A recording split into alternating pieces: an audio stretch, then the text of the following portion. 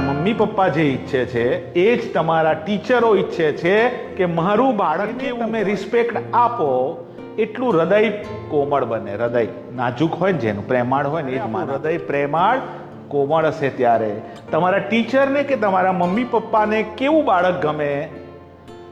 જે માન આપે. પહેલું શીખી જઈશું. આ 6 દિવસ શું કરીશું આપણે? દરેક તમારી આજુબાજુ જે લોકો છે ને પોતાનો સમય આપે છે. જે બેઠા છે ને બધા તમારી આજુબાજુ સમય આપે છે.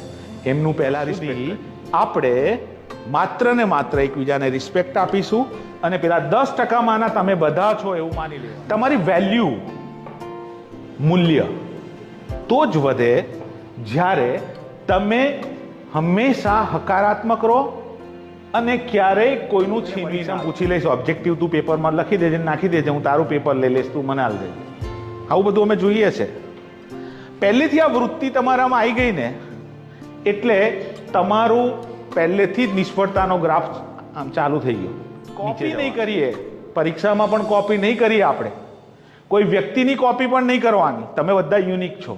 એકમાં કશુંક નવું આપ્યું છે, એક વિશિષ્ટ છે. કોઈને મ્યુઝિકમાં રસ છે, કોઈક સરસ દોડી શકે, કોઈ ગીત ગાઈ શકે, કોઈ સ્પોર્ટ્સમાં સક્સેસ હોય, કોઈને મેડિકલમાં જશે, કોઈક એન્જિનિયરિંગમાં જશે, હે ને, કોઈ કલેક્ટર બનશે, કોઈક મામલતદાર બનશે. આ બધા ફિલ્ડ છે.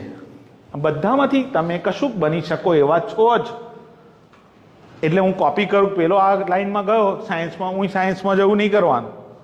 તમને જેમાં રસ છે, તમે જેમાં માસ્ટરી કેળવો છો એ આ 6 દિવસમાં કેળવી લો. જોઈ લો મને શું ફાવે એવું છે.